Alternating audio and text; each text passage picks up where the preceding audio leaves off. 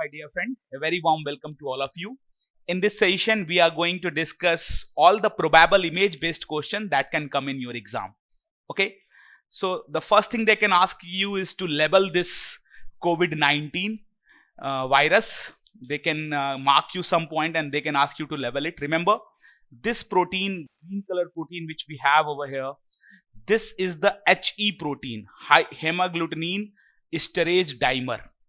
Okay, this is one. And the spike protein is of course outside, we all know that, which is used for the attachment. N protein is not present outside, it is present along with RNA in the central part. Okay, so HE protein, remember it is just adjacent to the S protein. Okay. Second thing they can ask you is some of the question based on oxygen therapy which we give in COVID-19 patient. So try to guess the therapy which is given here. We can think that it is a normal Hudson mask, but that is wrong. This is a Venturi mask, because in a Venturi mask we have different color of Venturi meter, which Venturi device which we use. And if we have green color Venturi valve, which was shown in the previous image, it means it gives 60% FiO2. What is FiO2?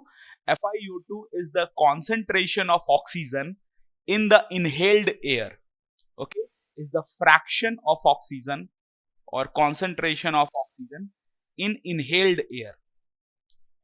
So remember that Venturi meter is a fixed performance device. That means we can calibrate it and we can make it sure how much oxygen is coming inside by it. So if it is green color, it's the best. That's why we mostly use green color in the Venturi meter. But in some patient, we need red color, which is 40%. And then there are other color. But mostly you have to remember green and red, which are 60 and 40%. Okay. So that was Venturi meter. Now what is this over here? In this image, you cannot, now it's enlarged. So you can see that there is a bag attached with it. So this bag shape structure which is attached to it is of course a non-rebreathing mask. In non-rebreathing mask, we have a bag of 1 liter capacity. And when we have to give oxygen more than 10 liter, 10 to 15 liter oxygen is given by it. Okay, to the patient. So this is a non-rebreathing mask, of course. And of course, you know that there is a valve in non-rebreathing mask which do not allow the carbon dioxide to come back. And it doesn't allow the air to come back. So we have better fraction of inhaled air in our respiratory system. So we can have 85 to 94% FiO2 by this non-rebreathing mask. Okay. Next is this mask. Can you guess the mask shown in this image? This is a full face mask. A full face mask, a helmet mask, and a nasal mask, which we will see in our upcoming images. These three things, nasal mask, full face mask, and helmet mask, they are used when the patient is given continuous positive airway pressure or BiPAP. That means bivariant positive airway pressure.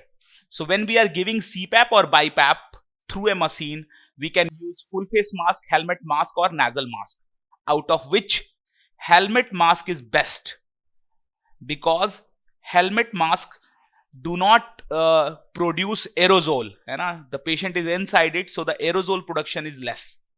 Okay, so this is full face mask. And of course, this is our simple Hudson mask. So with the help of a Hudson mask, we can give 6 liter to 10 liter oxygen to the patient.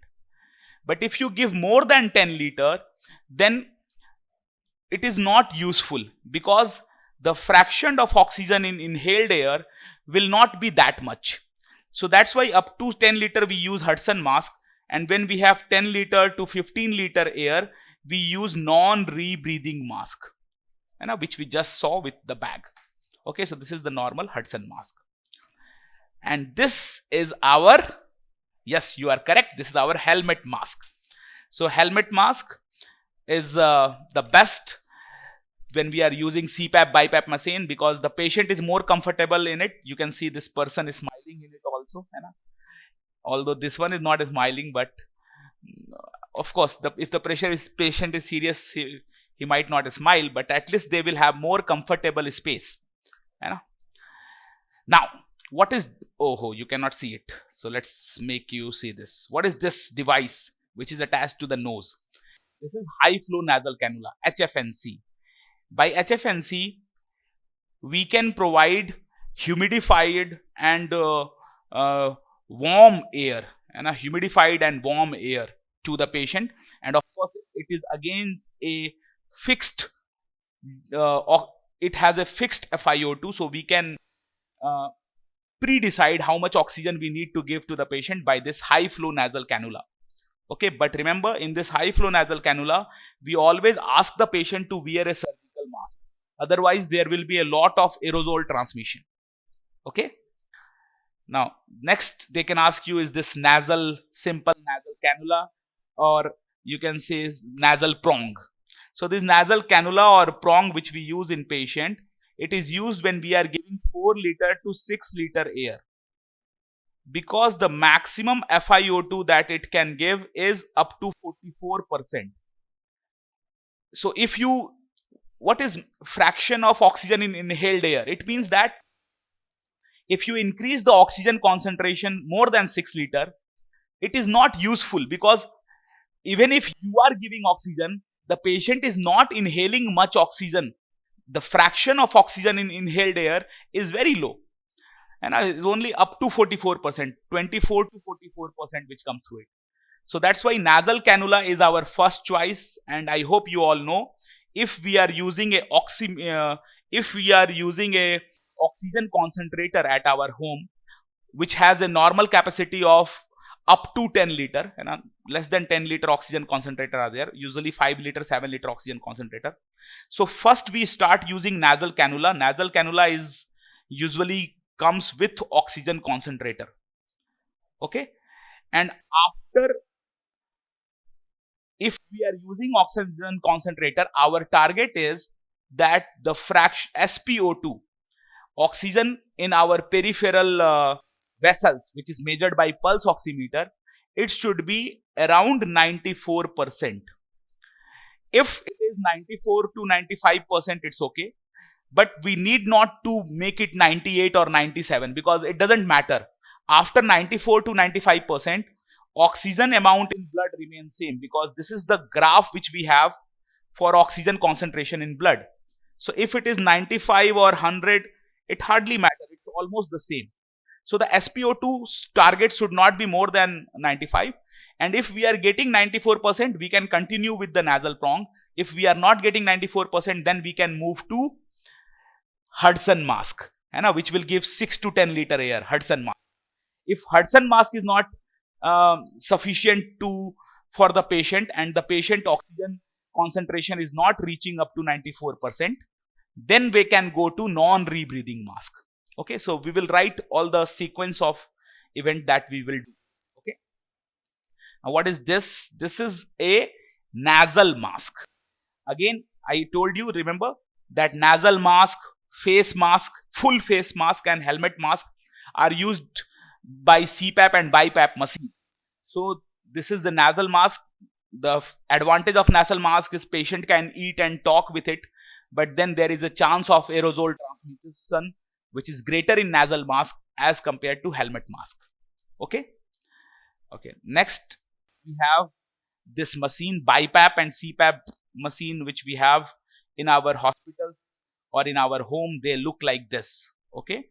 So they have a chamber for humidification. This is the humidifier chamber. And then the second chamber is for creating the fixed amount of oxygen that is going to the patient.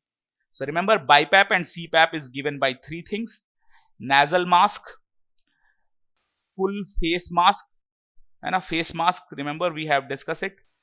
And then helmet mask, and helmet mask is best. Before BiPAP machine, we can use high flow nasal cannula.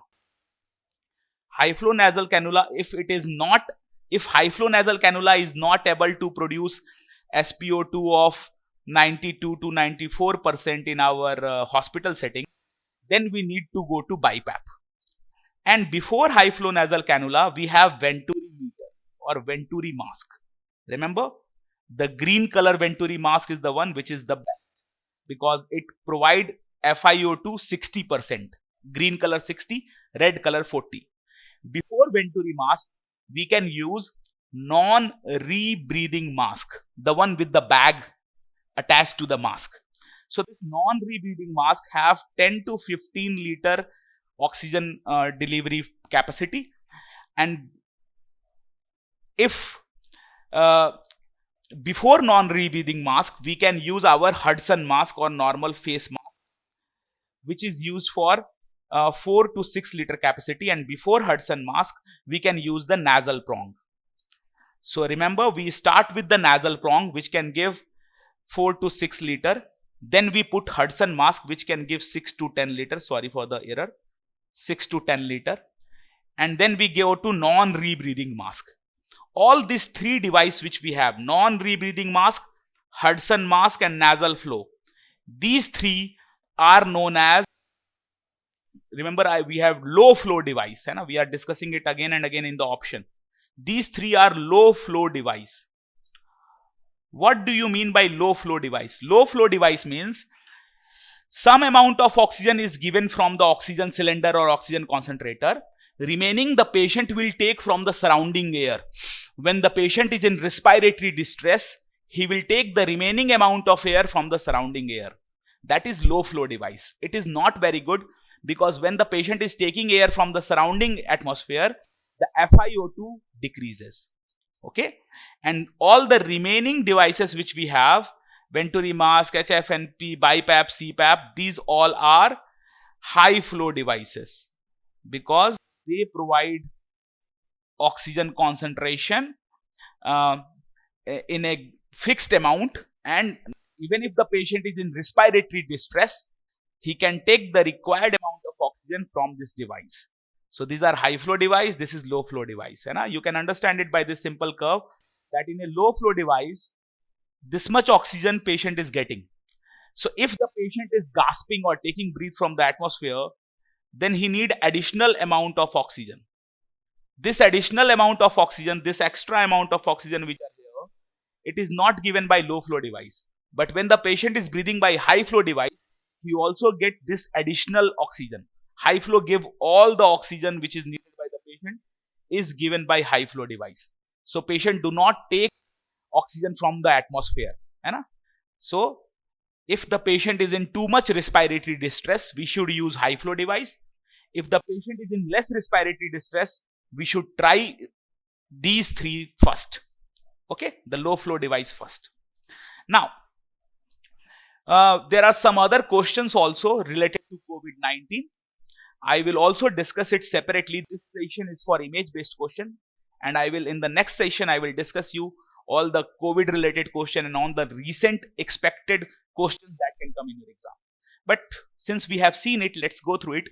Which of the following is not useful for COVID-19 patient after 10 days of ICU admission? Answer is already marked, all of the above. Remdesivir tocilizumab plasma therapy is only useful till 10 days of ICU admission, not after that. And I hope you all know that in the recent guideline, they have removed the plasma therapy from the management. We do not give plasma therapy anymore. Okay. So I am not going to show you more questions because other questions are also marked. So let's discuss some of the questions from food adulteration and communicable disease images, because in the last to last FMG exam, they have given this question that there is groundnut contamination and because of groundnut contamination, patient developed hepatocellular carcinoma. So what was the toxin? So the toxin is aflatoxin. Aflatoxin is released by Aspergillus flavus, and groundnut and maize. These two things can be contaminated with Aspergillus flavus. This is groundnut and this is maize contaminated with Aspergillus flavus. And remember the toxin, it is aflatoxin. So maize and groundnut, if they ask, answer will be aflatoxin. And what does it cause? Hepatocellular carcinoma. The second type of toxicity is the ergotism or ergot toxicity. which is by wheat and rye. Remember, maize and groundnut is for aflatoxin, and wheat and rye are for ergot toxin. Now, ergot toxin is produced by Claviceps purpurea fungus, and this Claviceps purpurea fungus releases ergotoxin, which causes necrosis of finger and toes, or it can cause convulsion or hallucination. We all know that for the treatment of migraine, ergotamine medicine is given, because in migraine the vessels are dilated, so ergotamine constrict them. So the same ergotoxin is also doing, it is constricting the peripheral vessels. As a result, there is cyanosis and necrosis of finger and toes, and it can also cause convulsion and hallucination. So this is ergot toxins, ergot on rye, ergot on wheat. So they can also give you image like this, where there is ergot on wheat, like this, and it will lead to peripheral necrosis. You can see there, and it can also cause convulsions and hallucination. Now, the third type of toxicity is endemic ascites. Endemic ascites occur because of pyrrolizidine poison. And pyrrolizidine poison is produced by this plant, Panicum miliare. This Panicum miliare or Crotalaria plant is known in common language, local language, as Junjunia. Junjunia. Why Junjunia? Because when the air flows and this black color fruit with seeds, when the seeds are very small, so when the air flows, it start producing the sound of jun jun jun jun jun jun jun jun jun jun jun jun. So the name is Junjunia in local and tribal area where this plant is commonly found. Okay, this is Panicum miliare, Crotalaria. Remember the poison pyrrolizidine, and it causes endemic ascites, which you can see in this image. This is the endemic ascites. Now, the fourth type of toxin is produced by Lathyrus sativus or Khesari dal plant. The toxin name is boa. Boa is also the name of a snake. So you can remember this poison, because boa or a snake toxicity can cause neurotoxicity. So boa is a neurotoxin, and boa causes a spastic type of paralysis. So this Khesari dal has a very beautiful blue color flowers in them, and it looks like pea. The Khesari dal which we get, pulse which we get, it resembles other pulses. So that's why this toxicity is common, because sometimes people mix Khesari dal. This is the Khesari dal which is taken. So when you remove the upper black layer, it comes like this. And this Khesari dal is similar to arhar dal, which is commonly eaten in India. But the only difference is the arhar dal is regular, but Khesari dal have like different type of shapes. It's not so regular. So some people, they mix Khesari dal with arhar dal, and in some poor part of India, this Khesari saag and dal is eaten by the people also. Okay, so that causes this type of spastic paralysis, which is due to Khesari dal or Lathyrus sativus. So this is one stick stage. The child is walking with the help of one stick. It is the second stage of neurolathyrism. So they can ask you by giving this image that which stage of neurolathyrism is present here. So this is the second stage of neurolathyrism. Okay, what is the first stage? In the first stage, there will be spastic paralysis of the hip joint. Okay, that was the image of neurolathyrism, and you can appreciate the level of poverty in this image.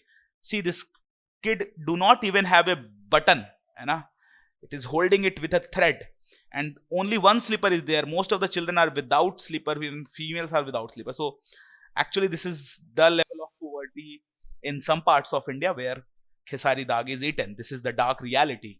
Okay, now let's talk about our last toxin, which is released by this plant, Argemone mexicana. Argemone mexicana is known as Satyanasi. This is a common weed found in most part of the India. And what happened is that many a time this Satyanasi plant, Argemone mexicana, it grows in the beautiful field of mustard. You must have seen mustard field in Shahrukh Khan movies and all. So in this yellow color field of mustard, you can have the plant of Argemone mexicana. Now what happened is that the seeds of Argemone mexicana, it resemble the seeds of mustard. So sometime it get mixed naturally, sometime people mix it to lower the cost of mustard oil. And it is important because mustard oil is something which is eaten in our houses, and all of us eat mustard oil. So any one of us, if we are eating mustard oil contaminated with Argemone mexicana seed, then we can develop this condition in which is known as epidemic dropsy. Okay, this is epidemic dropsy. And what happened in epidemic dropsy? You can see there is bilateral pitting edema. Bilateral pitting edema. Okay, bilateral pitting edema. And what is the poison in epidemic dropsy? The poison in epidemic dropsy is sanguarine. So Argemone mexicana seed, they have this poison sanguarine, which causes this epidemic dropsy and bilateral pitting edema. I have seen that in every alternate FMGE exam, they definitely ask something from food poisoning and food toxins. So it's a very important area and very simple area to remember. There are only 5 poison. If you remember this one, you will remember neuroletharism by boa. You can remember that aflatoxin is produced by groundnut and maize, and which causes liver cancer, and ergotoxin by wheat and rye, and ergotoxin, which causes peripheral cyanosis. So if you remember this one, you can differentiate it from pyrrozolidine, which causes endemic ascites. Remember? So I used to remember it by thinking that my eyelids are dropping, and I am going to sleep. And suppose you are, imagine yourself going to sleep with someone whom you want to sleep. You are going to sleep with someone. So this is sanguarine, in which there is dropping of eyelids, sleeping. And because there is dropping of eyelids, so there is pitting edema also present on both the limb. Okay. So remember, the dropping of eyelids, sanguarine, sleep for sanguarine, as sung, because sung means together. So it's like I used to think that I'm going to sleep together with someone. So that is causing my eyelid to drop, and that is causing bilateral pitting edema. So you can remember it by some beautiful memory in your mind. And it's very easy to remember. So this is bilateral pitting edema, which occur by eating contaminated mustard oil with sanguarine poison. Now, second question which they ask is, they commonly give you an image from the communicable disease and they ask you what it is. So it is definitely chicken pox. Okay. The image is very clear. And in this, here they have asked the incubation period of disease. So how to remember the incubation period? Because there are so many diseases, but it's very easy. If you remember them in a flow, you can remember all the incubation period. For example, let's start with cholera. Cholera I am discussing the incubation period. Why? Because maximum incubation period is the duration for quarantine. So we have to read the incubation period. For cholera, the maximum incubation period is 1 to 5 days. Okay. But otherwise, for cholera, influenza, and meningococcal meningitis, for all of these 3 things, the incubation period is roughly 1 to 3 days, because we all know influenza affects us 24 to 72 hours. So 1 to 3 days. Maximum for cholera is 1 to 5, but average it is 1 to 3. So 3 we will remember. Then we have diphtheria, which is 2 to 6 days, very commonly asked. After 6 comes 7. So then we have the polio and pertussis. Both are from P and both are 7 to 14 days. 1 to 2 weeks. Okay. Then we have mumps and rubella. Because it is 1 to 2 weeks. So mumps and rubella is 2 to 3 weeks. And that's all. Very simple. So 1 to 3, then diphtheria 2 to 6, polio pertussis 7 to 14, mumps rubella 2 to 3 weeks. Okay, because it is 1 to 2 weeks. So after it comes 2 to 3 weeks. We can also remember the remaining two, chicken pox and measles. For chicken pox, the average is 14 to 16 day because there is also a rhyming. And for measles, it is 10 to 14. So 10 to 14 for measles, 14 to 16 for chicken pox. Okay, it is the average incubation period. Of course, the range for chicken pox is 10 to 21 day, but average is 14 to 16. So what is the incubation period of chicken pox shown over here? It is 14 to 16. And why this is chicken pox? Because you can see this is pleomorphic. Different stages of RAS are present together, and it is centripetal in the center part of the body. So centripetal pleomorphic RASes which do not occur on palm and sole and which has dewdrops on rose petal appearance, है ना? ऐसा लगता है कि गुलाब के फूलों पर ओस नहीं, गुलाब की पंखड़ियों पर ओस की बूंदें हों, है ना? Dewdrops on rose petal appearance. So these are the 4 characteristics of chickenpox RASes. Please remember. Now, in the next image, I am showing you bite spot of measles, of course, which occur not on upper, it occur on lower first and second molar. See, you can see also, upper is here. It is near lower first and second molar. Near the upper molar, we have the opening of extension duct. It is lower first and second molar, where we can see the bite spot. And again, you can have multiple bite spot, multiple white dots. Oh, I just misspelled it. Of course, it is Koplik spot, which we found in measles. Sorry for my slip of tongue, and that was, I'm really sorry for that. It is Koplik spot, of course. We find bite spot in vitamin A deficiency. I will show you the image of bite spot also. It is also there. But why I get confused? The reason is that bite spot, it is something which occur in vitamin A deficiency, and if the patient have measles, as a result, measles side effect is also vitamin A deficiency. So whenever measles develop, patient usually have also vitamin A deficiency with it. Okay, and we will see the bite spot. So this is Koplik spot, of course, on the lower first and second molar. Koplik spot, which is pathognomic for measles. Then this is of course, the pseudomembrane. And last to last exam, they asked the question that pseudomembrane have a clear margin. It is present in diphtheria, of course, clear margin, and it bleeds on attempt of removal. When you try to remove, it will bleed. So that was the question. It bleeds on attempt of removal. And it is found in diphtheria. Remember the two things, that diphtheria have incubation period of 2 to 6 days, very simple and important, and it has a communicable period of 14 to 28 days. Please remember it about diphtheria. It has been asked in the recent exams.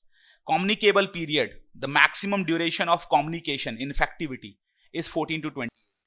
Okay.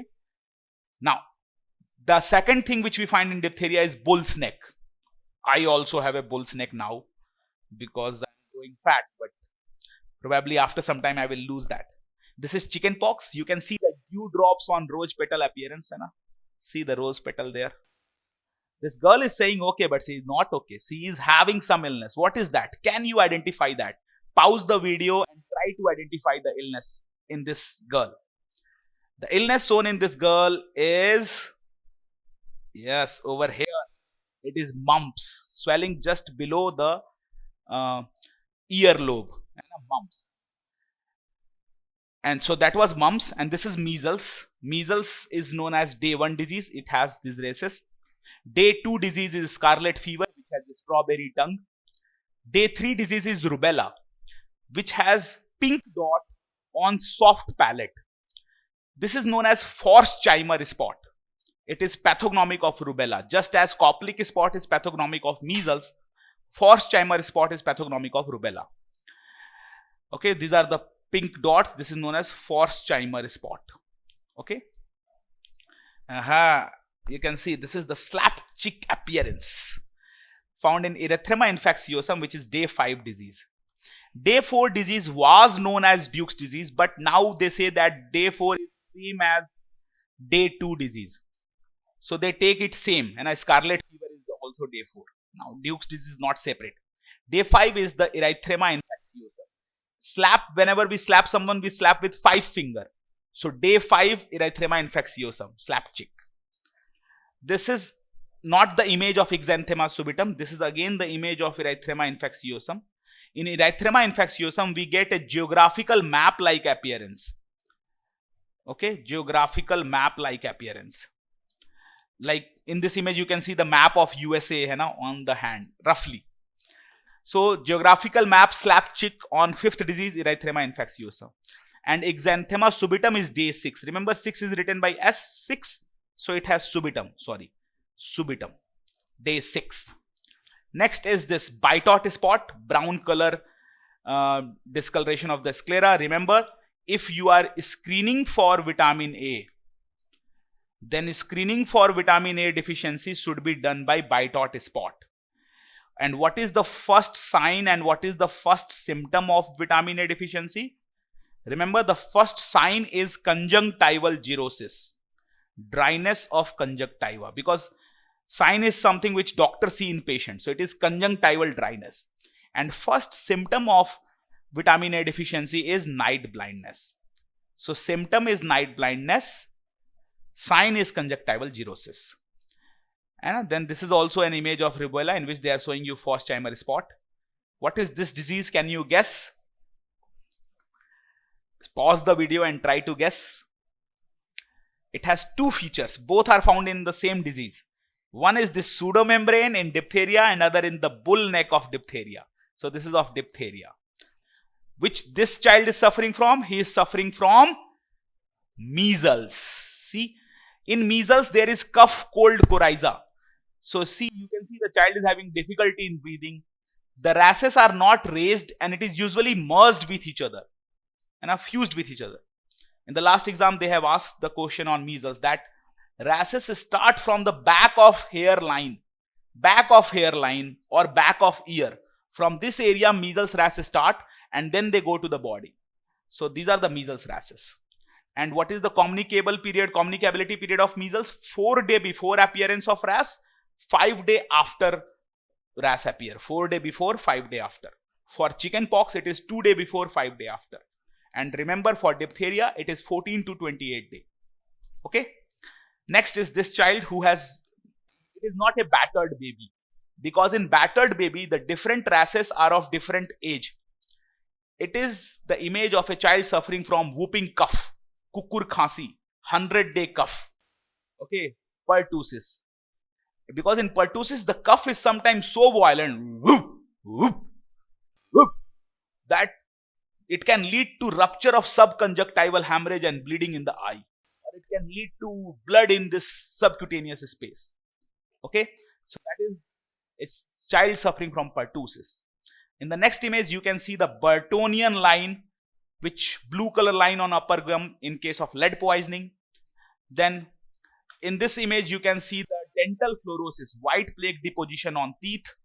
Because remember, in the last exam, they have asked what is the normal fluorine concentration. So normal fluorine concentration is 0.5 to 0.8. Okay. 0.5 to 0.8 is normal fluorine concentration. And if it is more than 0.8, it can lead to dental fluorosis or skeletal fluorosis. Okay. So that is here, dental fluorosis. This is an image of a special newborn care unit in which there are 12 beds. So this is a special newborn care unit image. This talented doctor is what he is doing. He is an Ayurvedic doctor. Along with concentrating on the photographer, he is also auscultating the child for congenital heart valve defect. A multiple talented guy.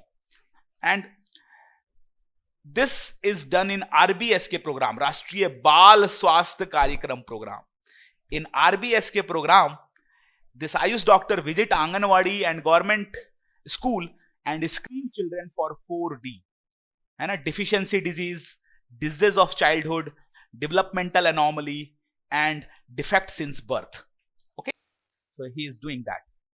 And we cannot have screening of congenital glaucoma or zinc deficiency in this program. Because for the diagnosis of congenital glaucoma or zinc deficiency, we need lab test. We need some instrument. And this guy do not have any instrument. So he cannot screen for congenital glaucoma or zinc deficiency. Okay, that's commonly asked question. So this is all from the recent programs which I wanted to show. Now let's have one more look on the other program. This is the logo of UNICEF, which has head office in New York. Again, United Nations Development Program and United Nations Fund for Population Activity. All of these three have head office at New York. Okay. And remember that UNAIDS, where is the head office of UNAIDS, ILO, Red Cross? I think you might know, because you all know where is the head office of WHO, Geneva. So same place we also have head office of these three things. So all of these have head office in Geneva. Okay. Next question. In this image, what is the program known as? This is Baby Friendly Hospital Initiative. This is 10-point guideline given by WHO to promote breastfeeding and a baby friendly hospital initiative. One of the very good advice which is given in this program is that all the mother who have delivered in the hospital, they are allowed to sit in a circle and they are asked to breastfeed the child. Why? Because when suppose one mother is facing some difficulty in breastfeeding her child, then the other mother can help and guide her. So they sit in one circle and they all breastfeed together. This is one advice. Similarly, there are 9 other advice which is given in Baby Friendly Hospital Initiative. Okay. Next is this commonly asked question. This is honey crusted lesion of impetigo. You can see the honey crust being forming there. Okay. Golden color crust. It has been asked 2 times in FMG exams. In this image, we can see the cold sore, herpes simplex. Okay. Herpes simplex type 1 cold sore. Okay. On lip. Then the next image, the next image was of this child. We should have this child image. This child is again suffering from measles. Why I am saying it is measles? Because you can see that this child is having cough, cold, coryza, and there is rashes on the face. So this is measles child. Okay. Now, next is this image in which there are petechial rashes. So we have petechial rashes in dengue. These are the petechial rashes of dengue. And now these are also the rashes of dengue. Then we have this rashes in the interdigital area. These are in scabies. So remember, whenever they talk about interdigital area, this is scabies. Okay. Which is transmitted by each mite. And this last image is of SLE, which has butterfly rash. So these are some of the questions from communicable disease and food adulteration. We will also discuss some of the image-based questions from recent government health programs. Okay. So let's discuss some images of recent health program and contraceptives. This image is the logo of Kausal Bharat, in which government gives some loan for development of skill and opening of some businesses if you want to. So this is the logo of Kausal Bharat. Kausal Bharat. Okay. Then we have this logo of DAMPA, which is medroxyprogesterone injection, depot medroxyprogesterone acetate, DAMPA. This DAMPA is given intramuscularly and it protects from pregnancy for next 3 months. So DAMPA gives a protection of next 3 months. 3-month protection. And what is the dose of DAMPA? They can ask 150 mg. So remember, Antara is DAMPA injection. The next is this Mala N and Mala D. Both Mala and Mala D have same thing, levonorgestrel and ethinyl estradiol. Levonorgestrel is the progesterone, which we have 0.15 milligram, and ethinyl estradiol is the estrogen. And this is the ethinyl estradiol is the estrogen, which is 0.03 milligram. So this type of OCP is a normal dose OCP. If you have a low dose OCP, then in the low dose OCP, the dose of progesterone remains same. Progesterone is again levonorgestrel, which is 0.15 milligram, but estrogen, ethinyl estradiol, which they give, that is less. It is 0.02 milligram or 20 microgram. So only one thing is lower in low dose, that is estrogen, which is 20 microgram. And remember, Mala and Mala D both are normal dose OCP. This is Mala D. Again, you can see levonorgestrel and ethanyl estradiol. They also have iron tablet. They have 21 tablet of OCP and 7 tablet of iron. So the first tablet of OCP is started from 5th day of menses. Suppose I am a female, I am having menses right now. So when this is my first day of menses, so from my 5th day of menses, I will take first tablet. Then I will take this 7 ferrous fumarate tablet during my bleeding. And in this ferrous fumarate tablet which we have, the dose of iron is only 19.5 milligram, and it is very low dose iron tablet which is given along with this OCP tablet. Okay, and they start from 5th day of menses, remember it. Now, next is this Centroman. This is known as Chaya. Antara was injection. Chaya is non-steroidal tablet which is developed in India by Lucknow Central Drug Research Institute. So, how to take it? They can ask the question from it. Chaya tablet has to be taken twice a week for first 3 months and then once a week after 3 months. So, twice a week for first 3 months, once a week after 3 months. So, it's much easier to take than OCP. But OCP is to be taken regularly, so female remember it. Now, what is this? Many students will answer that it is copper T. No, it is not copper T. It is multi-load 375. And sometimes they ask multi-load 375 is first generation IUCD, second or third generation. People think it is multi-load, so it should be third generation. No, multi-load just like copper T, which is shown here. See, this is the copper T. Just like copper T, multi-load 375 is also second generation. Remember, it is second generation. So this is multi-load 375. This is copper T. Copper T protect copper T 380 AG. What is 380? 380 is the area of copper T in millimeter square. AG means silver, copper means Cu means copper, T is the shape. So this copper T 380 AG, it protect for 10 years. Whereas copper T 200 AG or multi-load 375 or Nova T, they all protect for 4 to 5 years. But copper to 380 AG protect for 10 years. Next is this only plastic type of IUCD. This is the Mirena. This is the hormonal IUCD, third generation IUCD. Okay, which is all plastic. This is the logo of our family planning program, mother, husband with child. And of course, this is the female condom, which has higher failure rate than male condom. Female condom has 2 rings, you can see that, and it is made up of polyurethane. The failure rate of female condom is 5 to 1600 women year, because we measure Pearl index in 100 women year, so it is 5 to 1600 women year. Then we have this Norplant. This is given intradermally, like here in this image, and it keep releasing some hormone and protect from the pregnancy. So this is Norplant. Remember, Norplant. Again, the logo is there. Along with the logo, the line is also there. Jodi jimmedar jo plan kare parivar. The responsible couple is the one who plan their family. Then this is the logo of Mission Parivar Vikas. In Mission Parivar Vikas, government promote Dampa.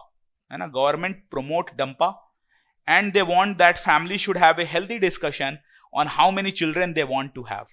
Okay, so this is Mission Parivar Vikas family planning. This is Ma. Ma is for breastfeeding. It is an Indian program for breastfeeding promotion. And remember, this was the logo of Baby Friendly Hospital Initiative. This was WHO program. Ma is of course Indian program. The next logo is of Sankalak. What is Sankalak? Sankalak is status of National AIDS Registry. Sankalak means combination of all the national AIDS data which we have done. National AIDS data or AIDS registry combination. So we have national AIDS data from 2017 to 2020 which is combined together. So it is Sankalak. And we all know that RNTCP is no more. It died. Now we have a new program for TB, which is National TB Elimination Program, which target is to eliminate TB by 2025. We will eliminate TB. And the logo is very good. TB harega, desh jitega, TB mukt Bharat. This is how will we achieve this elimination? To achieve this elimination, we have one very good thing, TrueNat TB test. This TrueNat TB test is similar to CBNat or GeneXpert. Remember, CBNat and CBNat is cartridge-based nucleic acid amplification test. All of these three tests are based on polymerase chain reaction. And the advantage of all of these three tests is they all detect, of course, they all detect bacilli.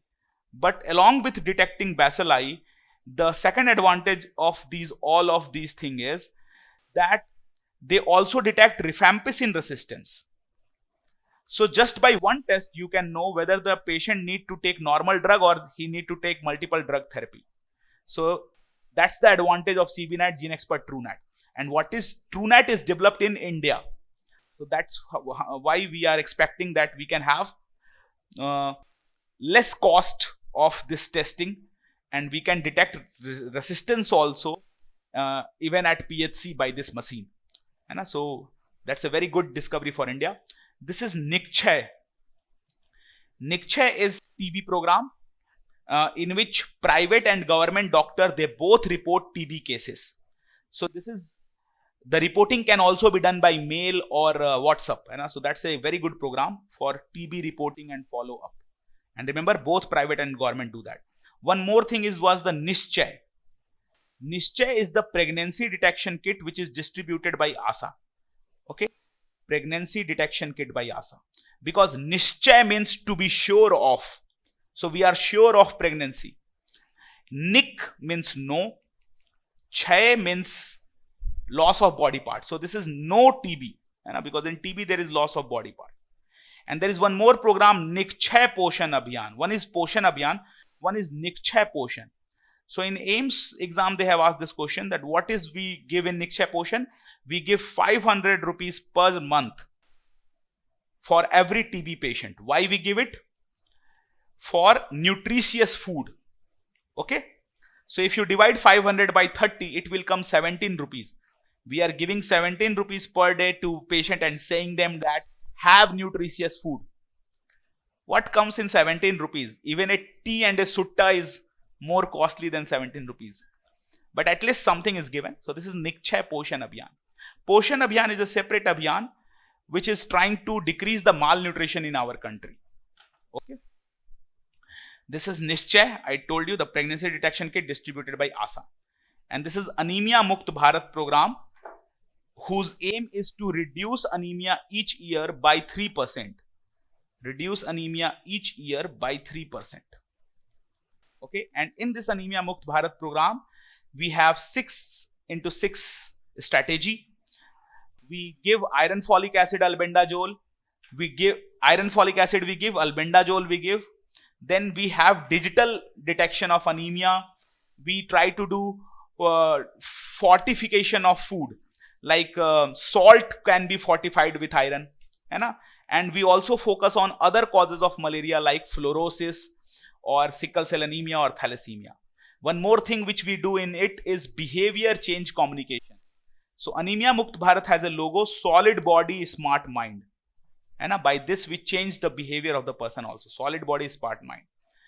Next program is this Killkari, which is a mobile app by which mother get information on how to take care of the child on mobile. So if you have registered your number after delivery, if the female have registered their number after delivery, they will get message on how to keep the good child health care on their phone in this program. Killkari is the first cry of the child. So that's why the program. Okay.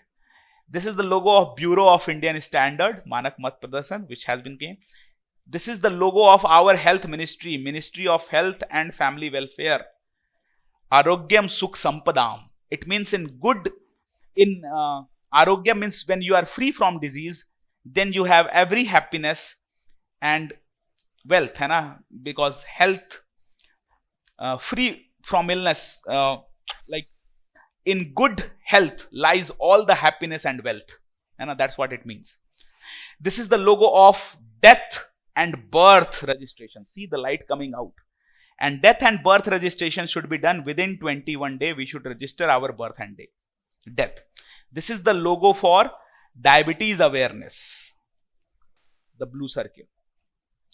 This is the logo for employee state ESI scheme, which we have. Is employee state insurance scheme. This is the logo of JSSY, Janani Shishu Suraksha Yojana, in which we give 3 free things: free ambulance, free food, and free treatment to mother and child up to 1 year of age. Okay. This is M cessation. If you want to quit your cigarette, dare to give you this, give missed call on this number. Then they will give you so many information on your phone that you will quit. What? Not cigarette, your phone. But if anybody want to quit cigarette, it's very simple. Just give a missed call on this number and you will get all the information on how to quit, and you will quit. Very simple. Quitting cigarette is very simple. I have also quit it like already 6-7 times I have quit it. But since last 9th of March, I am not smoking, 100% not smoking. So I quit it for once more. Let's see how long it goes. Then this program is Anmol, ANM online. Actually, the government is thinking that there should be a software on which ANM should do data entry of all the high risk pregnancy and all. So this is the software by which ANM can do data entry. Okay. Next is Mobile Academy. In this program, ASA get training on phone. So Mobile Academy is for training of ASA on phone. Of course, this is the logo of our Anganwadi program. You can see a mother with child in the lap. So this is the logo of Anganwadi program and ICDS program. Because under ICDS, we have 2 things: midday meal and Anganwadi. So Anganwadi and ICDS both have the same logo. And this is the logo of midday meal. You can see a girl and a child sitting one again, one other and all. Midday meal. Health in your hand. What does it mean? Health in your hand. It means do not smoke, do not drink. Health is in your hand. This is the logo of NPCDCS program. So this was the question in recent exam, that in our NCT program or NPCDCS program, what disease are included. So it's very simple. C is for cardiovascular disease, D is for diabetes, C is for cancer, and S is for stroke. So these 4 diseases are included: cancer, stroke, diabetes, and CVD. Okay. This is the logo of INAP, India Newborn Action Program, in which we decrease the infant death rate of our country by increasing the number of bed. So you can see a child sleeping on the bed in this program logo. Okay. Then we have this logo of RBSK, Rashtriya Bal Swasth Karyakram. Remember, the Ayush doctor visit Anganwadi and screen the children. So that is the same program, RBSK. Then this is the logo of RKSK, Kishore Swasth Karyakram. Okay. This is the logo of Pradhan Mantri Surakshit Matritva Abhiyan, the most intelligent program of the world, in which the government, BJP government, when it came into power, they said that we will give free health, free ANC checkup on 9th of every month. We will give free ANC checkup. Where? Free ANC checkup in government hospital. In government hospital. But they forget one very important thing, that ANC checkup is free. It was free since India got independence. In all the government hospital, ANC checkup was already free every day of the month. So what they gave on the 9th? Nothing. But anyway, they started this new program. People were very happy. See, our government is doing so many things. So they started this new program, Pradhan Mantri Surakshit Matritva Abhiyan, for free ANC checkup. They also said that private Ops and Gynae doctor, if they want to volunteer, they can come to government hospital on 9th and they can do some checkup. Okay. As if it will change the health system by that. But if they came to government hospital, the private Ops and Gynae person, then they will have to work under government hospital on that day, one day, for ANC checkup under this program. Then this was the logo of RSBY, the health insurance program by Congress. This is the logo of Pradhan Mantri Jan Arogya Yojana, the Ayushman Bharat, which is the health insurance program started in 2018. And this program is for economically weaker section.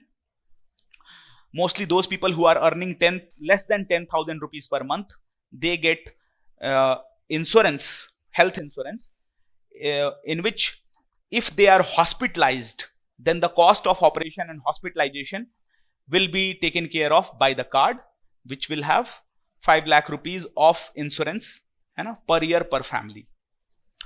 This was Arogya Nidhi, a program started in Congress regime, and even Congress did not funded it well, so it collapsed, because Congress BJP both are almost same, but some differences are there, of course.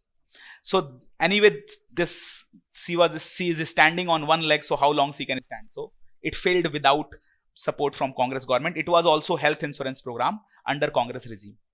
Then we have Rashtriya Vayosri Yojana for old age people, in which we give them only for BPL senior citizen. It is not for every senior citizen. For BPL senior citizen, we give them some devices like caliper, wheelchair, hearing aid and other things to them. This is the program for leprosy, National Leprosy Eradication Program. And this was the older Mission Indradhanush. Now we have intensified Mission Indradhanush, in which every program come. This is the logo of Integrated Disease Surveillance Program. Integrated Disease Surveillance Program. Under this program, if any outbreak or new case is detected at PHC, it will be reported at higher center. And this was the question in last exam, that within 24 hours, every outbreak which are occurring at PHC should be reported to higher center.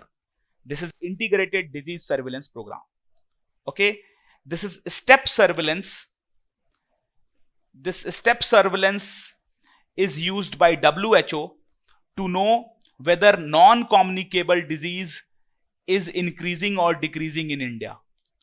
Okay, so under this step surveillance, ASA visit home and she asks some question regarding the psychological factor, like do you drink alcohol, do you smoke and all those things, do you exercise and all. Then she take BP, weight and height and measure the physical factor, and then she measure the blood glucose, so she know the hormonal factor.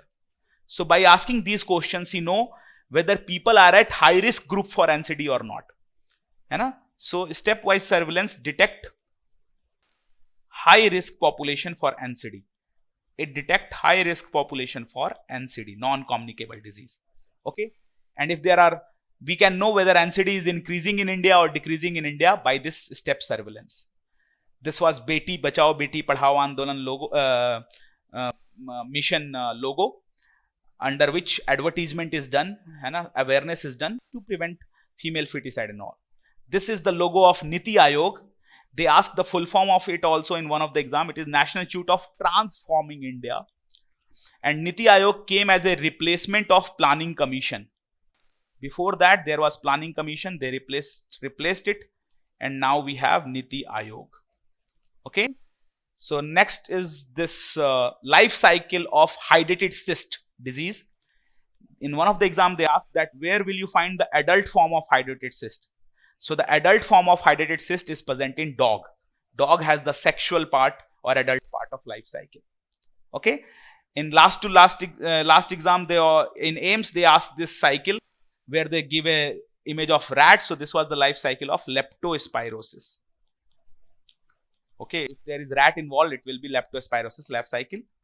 If they have the image where there is a pig involvement and a Culex mosquito involvement, definitely that is Japanese encephalitis. And remember, in Japanese encephalitis, pig is the amplifier host. Pig is the amplifier host. And who is the reservoir? The reservoir of Japanese encephalitis is ardid bird. So pig is amplifier, reservoir is ardid bird. So thank you very much for listening this discussion. And all of the questions which I had finished. Thank you very much for listening to this discussion. We will soon have a discussion on the expected question for your exams. Okay. Hasta la vista. Das vidania. Bye bye.